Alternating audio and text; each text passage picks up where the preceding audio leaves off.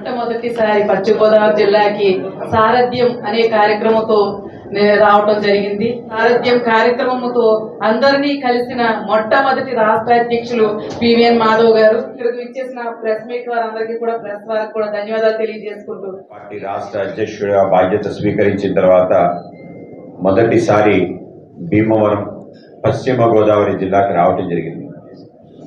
సారథ్యం అని చెప్పి ఈ పర్యటనకు పేరు పెట్టి ఈ సారథ్యంలో ఒక ఒరవడి ప్రారంభించాలని చెప్పి అన్ని చోట్ల కూడా స్థానిక అంశాలని పెద్ద ఎత్తున ప్రాధాన్యత ఇచ్చే విధంగా మన ప్రాంతంలో ఉండే వైతాళికులకి నివాళులు అర్పించి కార్యక్రమం ప్రారంభించి, అలాగే ఆ ప్రాంతంలో కార్యకర్తల యొక్క సమావేశంతో పాటు విశేష వ్యక్తుల్ని కలవటం, ఆ ప్రాంతంలో ఉండే ఏదైనా ఒక విశేషం ఉంటే ఆ విశేషాన్ని సందర్శించి దాన్ని పెంపొందించే ప్రయత్నం జరుగుతుంది. ఆ విధంగా ఇది 25వ జిల్లా.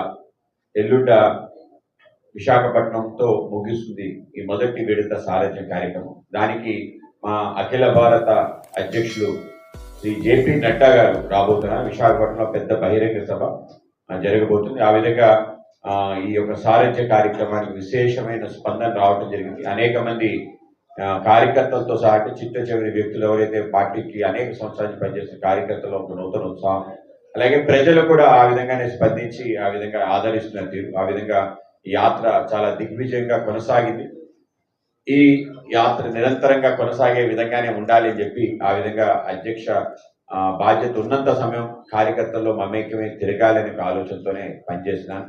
అలాగే పనిచేస్తూ మన ప్రాంతానికి సంబంధించిన అంశాలని తప్పనిసరిగా కేంద్ర రాష్ట్ర ప్రభుత్వాల యొక్క సహకారంతో ముందుకు తీసుకెళ్లే ప్రయత్నం చేయటం, వాటిని పరిష్కరించే దిశగా అడుగులు వేయటం, అలాగే ఏదైనా కొన్ని మరుగున పడిపోయిన విషయాల్ని ముందుకు తీసుకొచ్చి దాన్ని కూడా కృషి చేసే ప్రయత్నం తప్పనిసరిగా చేస్తాం. ఆ విధంగా పర్యావరణం, పర్యాటకం, పరిశ్రమ ఏవైతే ఉన్నాయో 3P 4P మీద డిస్కషన్, ఆ విధంగా ఈ యొక్క 3P అనేది మేము తప్పనిసరిగా అన్ని చోట్ల చేసే విధంగా ప్రయత్నం చేస్తాం. ఆ విధంగా వీటిని ఒక స్థాయి తీసుకురావడానికి కేంద్ర రాష్ట్ర ప్రభుత్వాల యొక్క సహకారంతో ముందుకెళ్తాం.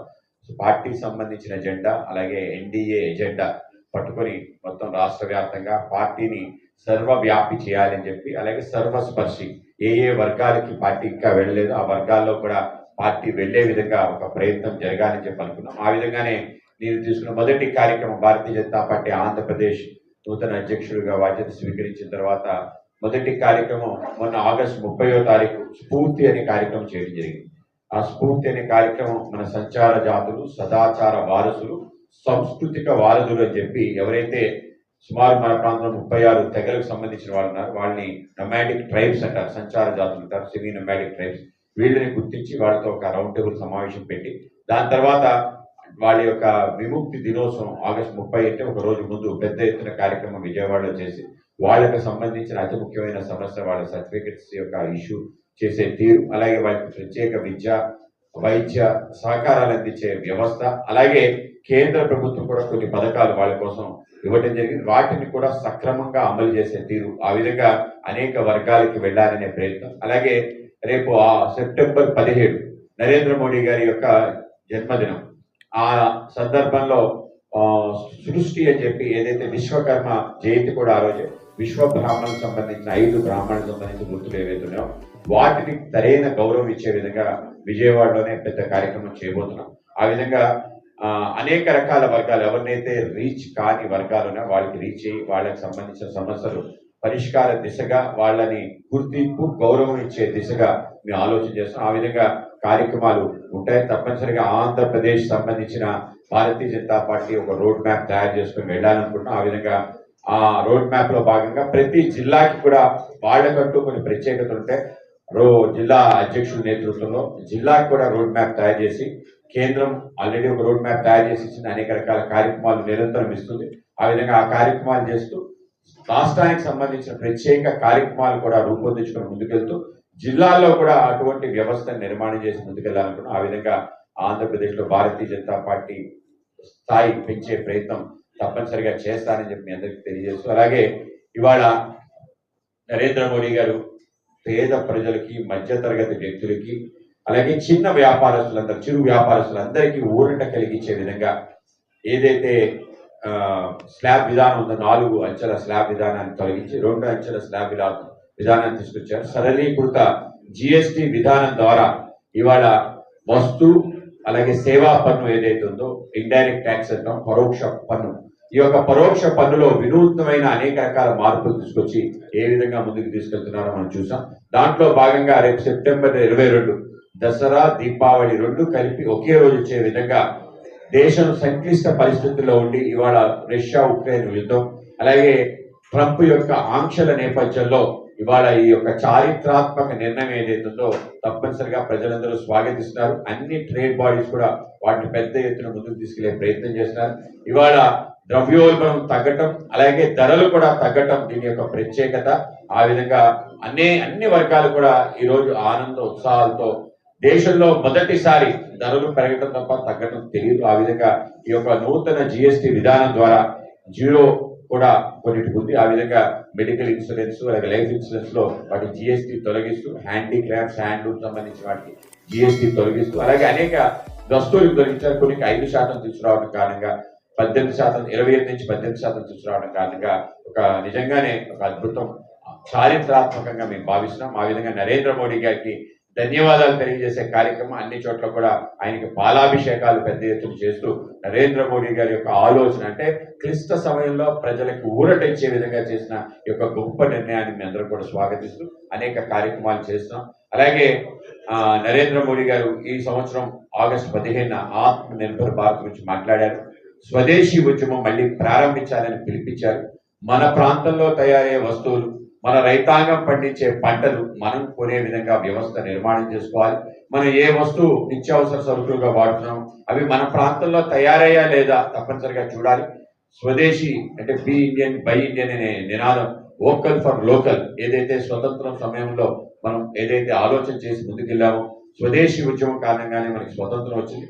ఇవాళ తిరిగి ఏదైతే అగ్రరాజ్యాల ఆధిపత్యంలో నుంచి దేశం బయటపడాలంటే మన మార్కెట్ మనమే సృష్టించుకోవాలి.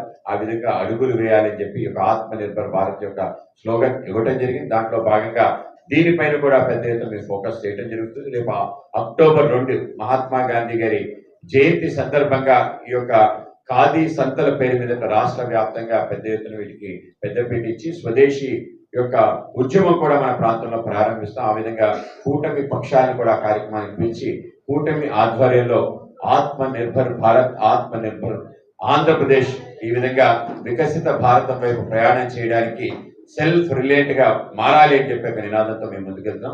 మొన్న నరేంద్ర మోడీ గారిని కలిసినప్పుడు ఆయన అడిగారు, మీ ప్రాంతానికి సంబంధించిన ట్రంప్ యొక్క సుంకాల కారణంగా ఎవరైనా ఇబ్బంది పడుతున్నారంటే ఆ మధ్యలోనే నేను ఆక్వాకల్చర్ సంబంధించిన రైతులు కలిశాను.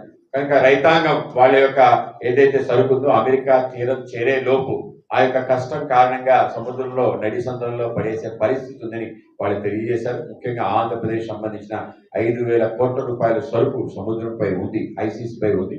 సో ఆ విధంగా చెప్తే ఆయన ఇంకొక ప్రత్యామ్నాయం లేదు, మన కొత్త మార్కెట్ని సృష్టించాలి, కొత్త మార్కెట్లు మనం చెప్పిన విధంగా నడిచే విధంగా వ్యవస్థ నిర్మాణం చేయాలి, భారత్ ఆత్మ నిర్భరత వైపు అడుగులు వేయాలని చెప్పడం జరిగింది. ఇవాళ యాక్వా రైతులు ఏదైతే మన ప్రాంతంలో ఇబ్బందులు పడుతున్నారో ఇది తాత్కాలికమైన కష్టం, త్వరలో ఉపశమనం లభిస్తుంది, ఇప్పటికే లభించిందనే అభిప్రాయం. ముఖ్యంగా నరేంద్ర మోడీ గారు ఎక్కడ కూడా వాళ్ళ యొక్క ఏదైతే ప్రయత్నం జరిగిందో వాళ్ళ దమన నీతి వ్యతిరేకంగా ఆయన అడుగులు ఏవైపు వేశారంటే రష్యా చైనా సంబంధించి ఏదైతే కాన్స్టోరియం ఉందో గతంలో ఆ యొక్క ఆర్గనైజేషన్ చాలా ప్రాముఖ్యత ఉన్నాయి. కానీ 2020లో జరిగిన గల్వన్ వ్యాలీ ఇన్సిడెంట్ తర్వాత మనం దాన్ని ముందుకు తీసుకెళ్లేదు. ఈరోజు మొన్న 29, 30, 1వ తారీఖున సెప్టెంబర్ 1న ఆయన చేసిన అద్భుతమైన ప్రయాణం చైనాలో 2 రోజులు, 1 రోజు రష్యాలో ఆయన తిరిగిన నేపథ్యం ఇవాళ ప్రపంచం అంతా చర్చించుకుంటుంది. రిక్ అని రష్యా, ఇండియా, చైనా యొక్క కొలాబరేషన్ పైన అందరూ కూడా ఆలోచన చేస్తున్నారు. ఇది ఒక కొత్త వ్యవస్థ, ఇది కానీ ముందుకెళ్తే ప్రపంచాన్ని శాసించే స్థాయిలో ఉంటుందనే అభిప్రాయం.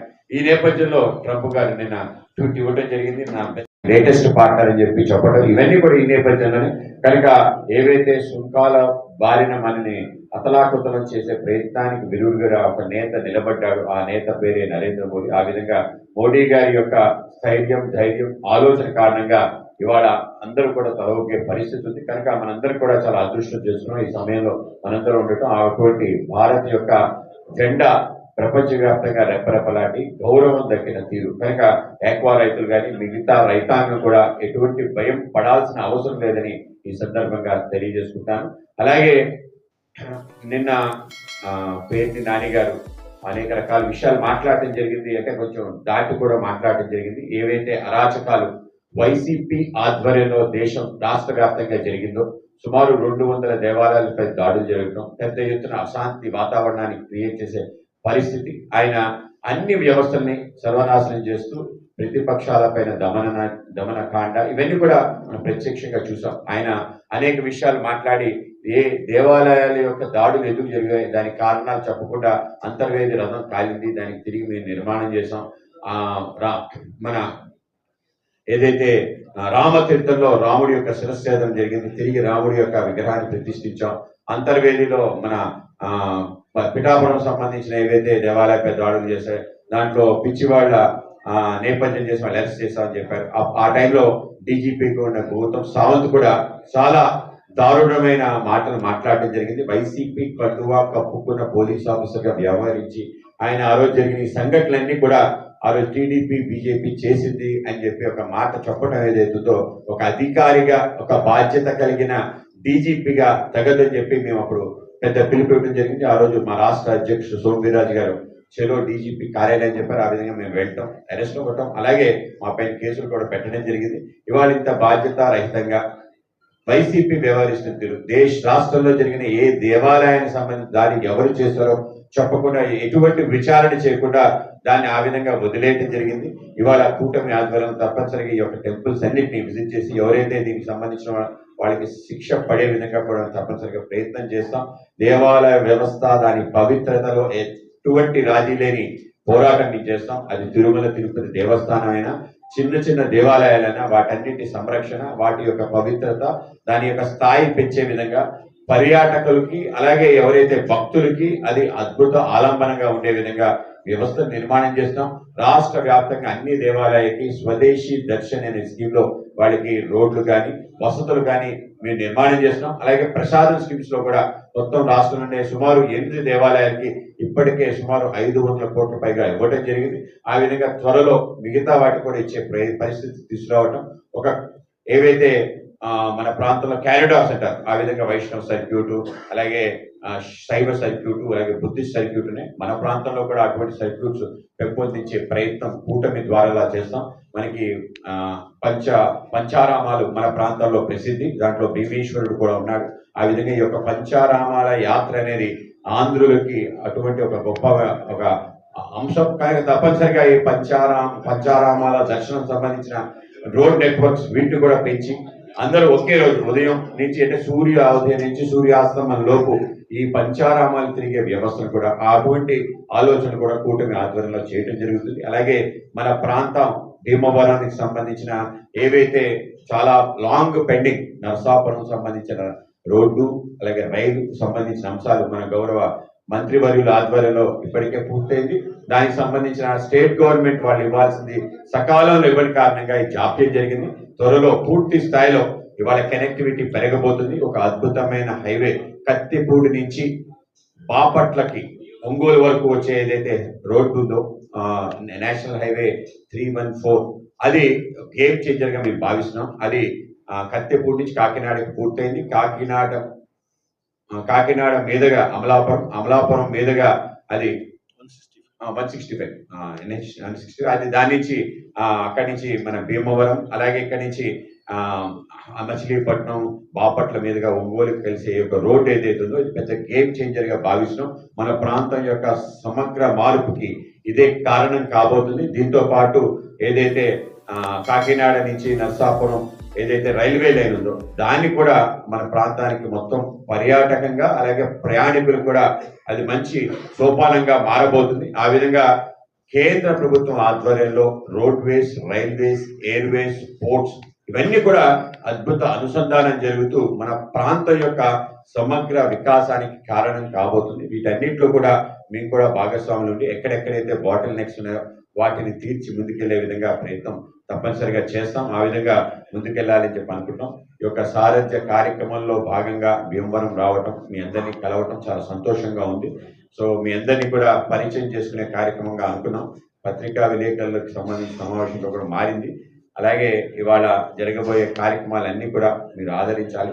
ఆ విధంగానే భారతీయ జనతా పార్టీ ప్రాంతానికి సంబంధించిన కార్యక్రమాలన్నింటినీ కూడా గతంలో మీరు ఆదరించాలి. ముందు ముందు కూడా ఆ విధంగా మీ సహాయ సహకారాలు కావాలని చెప్పి మీ అందరినీ కోరుకుంటూ సెలవు తీసుకున్నాను. కేవలం ఎమ్మెల్యే ఎంపీల ఎన్నికల వరకే దాని పరిమితం కాకుండా మా సంబంధం నామినేటెడ్ పోస్టులు కూడా కొనసాగింది. నీటి సంఘాలు, కోఆపరేటివ్స్ లో కానీ, విద్యా సంఘాల్లో కానీ, అనేక దేవాలయాల నియామకాలు కానీ, కార్పొరేషన్ నియామకాల్లో కానీ అన్నిటికీ వాళ్లకుండే లెజిస్లేటివ్ స్ట్రెంగ్త్ ఆధారంగా ఆ విధంగా తెలుగుదేశం కానీ, జనసేన కానీ, బీజేపీ కానీ ఇవ్వడం జరిగింది. ఇది కొత్త ప్రయోగం. గతంలో కేవలం ఎంపీ ఎమ్మెల్యే ఎన్నికల వరకే మా యొక్క ఎలయన్స్ ఉండేది, కానీ అది కొనసాగించాం. అది స్థానిక సంస్థల ఎన్నికలు కూడా కొనసాగించే ప్రయత్నం మేము తప్పనిసరిగా చేస్తాం. ఆ విధంగా బాజీఆపాకి సంబంధించిన అనేక మంది కౌన్సిలర్స్ గా, కార్పొరేటర్లుగా, సర్పంచ్లుగా, ఎంపీటీసీ, జెడ్పీటీసీగా కూటమి ఆధ్వర్యంలో పోటీ చేయించే పని తప్పనిసరిగా చేస్తాం. ఎన్డీఏ కూటమి మొన్న ఉచిత బస్సు ప్రయాణాలు ప్రవేశపెట్టారు. అందులో మోడీ గారి ఫోటో కూడా ఇవ్వకుండా ఓన్లీ 2 ఫోటోలు చేశారు. ఎన్డీఏ కూటమి అంటారు, మరి అక్కడ మోడీ గారి ఫోటో లేదు. స్థానికంగా జరిగిన దాంట్లో అన్ని కలిపి చేసుకున్నా అంటారు. రేపు 16వ తారీఖున భీమవరం ఏఎంసీ చైర్మన్ సంబంధించి ఉంది ప్రమాణ స్వీకారం. అందులో కూడా బీజేపీ జిల్లా అధ్యక్షుల ఫోటో లేదు. అలాగే ఇలాంటి అవమానాలు జరుగుతాయి కింద స్థాయిలో. మీరు మా విలేకరులా కాకుండా కార్యకర్తగా మాట్లాడుతున్నారు. కూటమి సమానం అంటారు కదా, అక్కడ పైనుంచి కింద స్థాయి వరకు కూడా కూటమి కలిపి ఫోటో చేస్తుంది. మాకు ఒక ప్రత్యేక అవగాహన పూర్తి స్థాయిలో ఉంది. మా నాయకులు కూడా చెప్పారు, ఆంధ్రప్రదేశ్ లో తెలుగుదేశం ప్రభుత్వం నడుస్తుంది. దాంట్లో భారతీయ జనతా పార్టీ, జనసేన భాగస్వాములు మాత్రమే. అలాగే కేంద్రంలో భారతీయ జనతా పార్టీ ప్రభుత్వం నడుస్తుంది, దాంట్లో తెలుగుదేశం భాగస్వామ్యం మాత్రమే. కనుక ఆ పార్టీలకు సంబంధించిన నేపథ్యం, వాళ్ళు ఉండే లెజిస్లేటివ్ స్ట్రెంత్ ఆధారంగా ముందుకు కొనసాగుతుంది. తప్పనిసరిగా ప్రధానమంత్రి సంబంధించిన చిత్రపటం అన్ని చోట్ల ఉండాలని మేము అడగడం జరిగింది. చాలా చోట్ల మార్పులు మీరు గమనిస్తే పథకాలన్నిటికీ నిన్న జరిగిన సూపర్ 6 సూపర్ హిట్ కార్యక్రమంలో కూడా ఆ ప్రాధాన్యత ఇచ్చారు. కొన్ని చోట్ల జరుగుతుంది. తప్పనిసరిగా మేము అడిగి సమన్వయం చేసుకొని ముందుకెళ్తాం. తెలుగుదేశం కార్యకర్తలు కూడా అసంతృప్తి ఉన్నారు, జనసేన కార్యకర్తలు ఉన్నారు, బీజేపీ కార్యకర్తలు ఉన్నారు. సాధారణం, సహజంగా ఒక ప్రభుత్వం ఉన్నప్పుడు ఆ ప్రభుత్వంలో ఇటువంటి అభిప్రాయాలు ఉంటాయి, అభిప్రాయ భేదాలు కూడా ఉంటాయి. కానీ సమన్వయం చేసుకుంటూ ముందుకెళ్లాలని నిర్ణయించుకున్నాం. దాని నేపథ్యంలోనే 1 సంవత్సరం పూర్తయిన తర్వాత, 1 సంవత్సరం పూర్తయిన తర్వాత మొన్న జరిగిన మొదటి కూటమి సమావేశం ఎన్నికల ముందు జరిగింది, దాని తర్వాత జరగలేదు. కానీ ప్రజలందరి యొక్క ఇటువంటి అభిప్రాయాలు వచ్చాయి. కనుక వాటిని తుడిచే ప్రయత్నం ఈ యొక్క సభ ద్వారా జరగానే ఆ సభ సూపర్ హిట్ అయింది. ఆ విధంగా సూపర్ 6 తో పాటు సభ మంచి కూటమి ఆధ్వర్యంలో జరిగిన బహిరంగ సభ అనంతపురంలో కనీ విని రీతిలో ప్రజలు రావడం జరిగి మంచి ఆదరణ ఇచ్చారు. రాష్ట్ర వ్యాప్తంగా ఒక మంచి వాతావరణం ఏర్పడింది.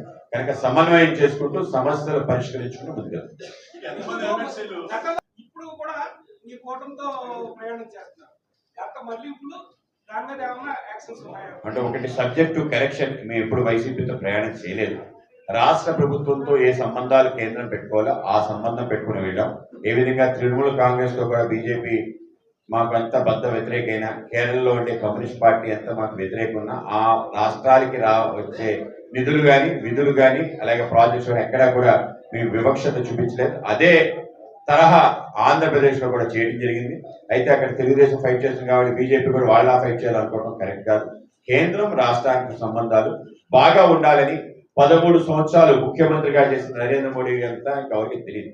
కనుక అన్ని రాష్ట్రాలకి సంబంధించిన ఆయన వచ్చిన వెంటనే చేసింది ఏంటంటే 32% ఉండేది స్టేట్ షేర్స్, 42% చేశాడు. ఇంకా అక్కడితో ప్రారంభమైంది. ఈ వివక్షత ఫెడరల్ సిస్టమ్ అన్నింటినీ గౌరవించాలి. ఆ విధంగా వెళ్ళాం. ఆ విధంగా వెళ్తే మీరందరూ కూడా అభిప్రాయానికి వచ్చారు. కానీ ఎక్కడా కూడా వైసీపీతో ఎప్పుడు కూడా కలిసి ప్రయాణం చేయలేదనే విషయం మీరు గమనించాలి. ఒక మైండ్ గేమ్ వైసీపీ ఆడుతుంది. ఆ విధంగా ఆ ప్రయత్నంలో కొందరు భ్రమపడచ్చు, కానీ ఎప్పుడు కూడా బీజేపీ వైసీపీతో కలిసి వెళ్ళలేదని మీరు తెలుసుకోవాలి. రాష్ట్రానికి సంబంధించి కేంద్రం ముఖ్యంగా ప్రజల మదిలో మోడీ, మోడీ మదిలో ఆంధ్రప్రదేశ్ అనేది మా నినాదం. ఆంధ్రప్రదేశ్ ఒక ప్రత్యేక రాష్ట్రంగా నరేంద్ర మోడీ గారు గుర్తించారు. దేశంలో ఏ రాష్ట్రానికి అత్యధిక పనికి ఆహార పథకాల నిధులు ఇచ్చారంటే అది ఆంధ్రప్రదేశ్ అని గుర్తించాలి. దేశంలో అనేక రాష్ట్రాలున్న అత్యధిక ఇల్లు ఇచ్చిన రాష్ట్రం ఏదైతే ఆంధ్రప్రదేశ్ అని గుర్తించాలి. అనేక ప్రాంతాల్లో అనేక రకాల స్కీమ్స్ ఉన్నాయి. అన్ని రకాల స్కీమ్స్ ఒకే ప్రాంతానికి ఇచ్చిన నేపథ్యం కూడా ఆంధ్రప్రదేశ్ ఉంది. ఇన్స్టిట్యూషన్స్ ఇవ్వడం కానీ ఏదైతే విభజన చట్టంలో చెప్పిన ప్రతి అంశాన్ని గ్రౌండ్ చేయడం జరిగింది. 100% పూర్తి చేయడం కూడా జరిగింది. దాంట్లో ఎటువంటి డోకా లేదు. ఎటువంటి డిబేట్కైనా ఎటువంటి సవాల్కైనా మేము సిద్ధం చెప్తాం. ఏదైతే ప్రత్యేక హోదా సంబంధించిన అంశం అనేక సార్లు మాట్లాడాం. ప్రత్యేక హోదాకి మించి ఈ ప్రాంతానికి ఇచ్చాం, రాబోలో ఇంకా ఇస్తాం. ఆ విధంగా ముందుకెళ్తాం. ఇటువంటి రాజీ లేని రాష్ట్ర అభివృద్ధికి నరేంద్ర మోడీ గారి నేపథ్యంలో ముందుకు వెళ్తాయి. అందరికీ ధన్యవాదాలు. డెఫినెట్ గా ఏ అరాచకాలు చేశారో వాటిన్నింటికి కూడా తప్పనిసరిగా జవాబు చెప్పాల్సిన అవసరం ఉంది. దాంట్లో తప్పు చేస్తే అరెస్ట్ అవ్వడానికి 100% ఉంది. ఆ అవకాశాన్ని పూర్తిగా కూటమి వినియోగించుకుంటుంది. కానీ నకారాత్మకంగా కాకుండా సకారాత్మకంగా వెళ్ళాలని ప్రతీకార దాడులు అలాగే ప్రత్యర్థులపై బౌద్ధిక దాడులు చేయకూడదని చెప్పి కూటమి భావిస్తుంది. చట్టపరంగా ఏవైతే చేయాలో వాటన్నింటినీ సక్రమంగా చేయాలి.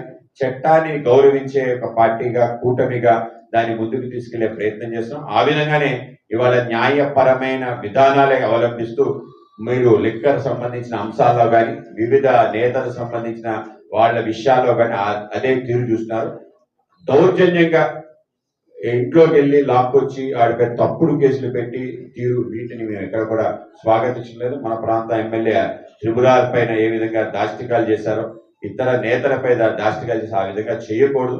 సకారాత్మక విధానంలో తప్పనిసరిగా ఎవరెవరు ఏ తప్పులు చేశారో వాటన్నిటినీ కూడా చర్యలు తీసుకోవడం జరుగుతుంది.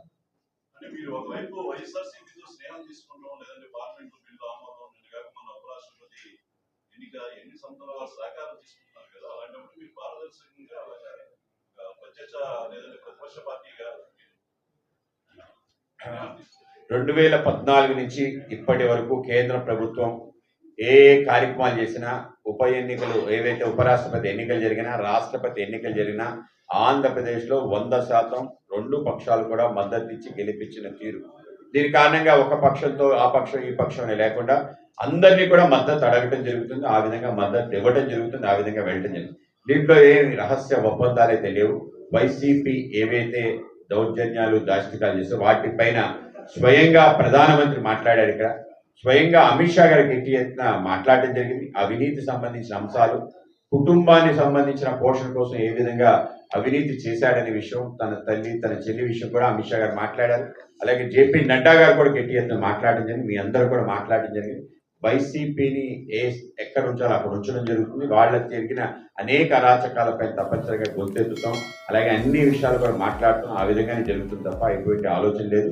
అయితే కేంద్రానికి సంబంధించిన బిల్స్ విషయంలో కానీ ఉపరాష్ట్రపతి రాష్ట్రపతి ఎన్నికల నేపథ్యంలో అన్ని పక్షాలు తృణమూల్ కాంగ్రెస్ కానీ కమ్యూనిస్ట్ పార్టీ ఆఫ్ ఇండియాని కానీ అడగటం జరుగుతుంది. వాళ్ళ మద్దతు కొన్నిసార్లు ఇచ్చారు, కొన్నిసార్లు ఇవ్వలేదు. బీఆర్ఎస్ చాలాసార్లు మద్దతు ఇచ్చింది, కొన్నిసార్లు న్యూట్రల్గా ఉంది. ఆ విధంగా వాళ్ళ యొక్క వైఖరి కనుక అడగటం అనేది మా నేపథ్యం, ఇవ్వటం అనేది వాళ్ళ సంస్కారం. ఆ విధంగా రావటం జరిగింది. ఆ విధంగా ముందుకెళ్తాం. అందరినీ అన్ని పక్షాలకు సంబంధించిన వ్యక్తుల్ని చేర్చుకోవడానికి, అన్ని వర్గాల ప్రజల్ని చేర్చుకోవడానికి మేము సర్వదా సిద్ధంగా ఉన్నాం. వాళ్ళ యొక్క వ్యక్తిగత అంశాలు, వాళ్ళ యొక్క నేపథ్యం, నేర చరిత్ర వీటన్నిటి కూడా తీసుకుంటాం. ఆ విధంగా భారతీయ జనతా పార్టీకి వచ్చే వాళ్ళందరినీ కూడా స్వాగతం పలికి పార్టీలో చేర్చుకునే పద్ధతి అవలంబిస్తాం. కానీ వ్యక్తిగతంగా వాళ్ళపైన ఏవైతే ఉంటే వాటిపైన కూడా ఆలోచన చేసి మేము ఒక టీం ఉంటుంది. ఆ విధంగా ఆలోచన చేసి అందరినీ కూడా చేర్చుకుంటాం.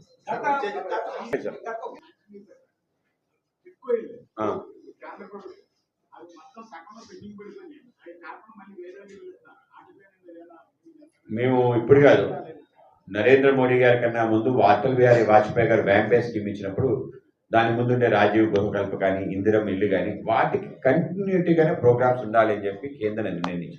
అంటే ఏదేదో బిట్స్ అండ్ పీసెస్గా కాదు. ఒక ప్రభుత్వం మారిన తర్వాత సంక్షేమ కార్యక్రమాలు అక్కడ ఎండ్ అయిపోకూడదు.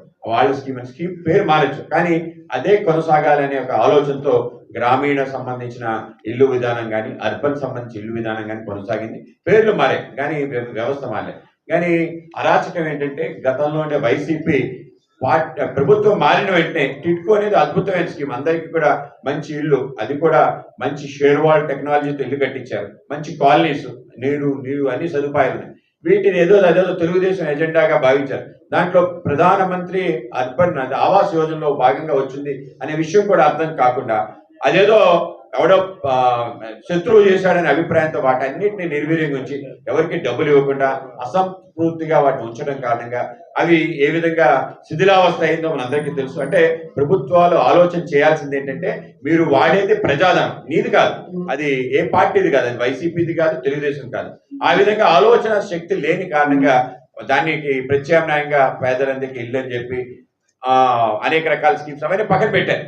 ఇటువంటి వ్యవస్థ ఉండకూడదు. ఇది ప్రజాధనం, ఏదో సొంత డబ్బులు, జగన్మోహన్ రెడ్డి డబ్బులు కావు, లేదా చంద్రబాబు నాయుడు గారి డబ్బులు కావు, భారతీయ జనతా పార్టీ డబ్బులు కాదు.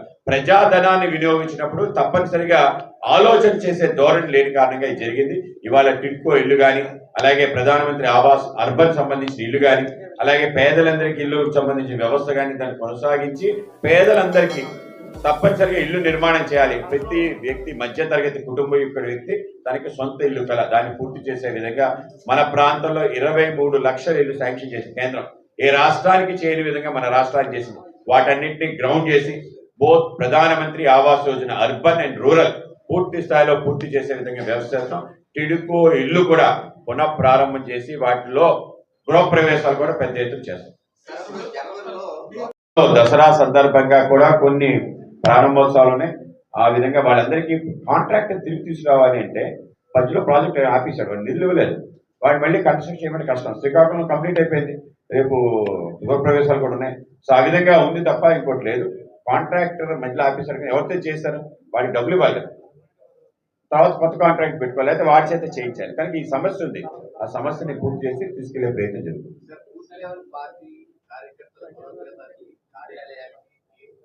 అవన్నీ కూడా ఇవాళ జరగబోయే శోభాయాత్ర అనంతరం జరిగే విస్తృత స్థాయి విలేకరుల సమావేశంలో ఇవన్నీ తెలియజేస్తాం. భారత్ మాతాకి జై. ధన్యవాదాలు.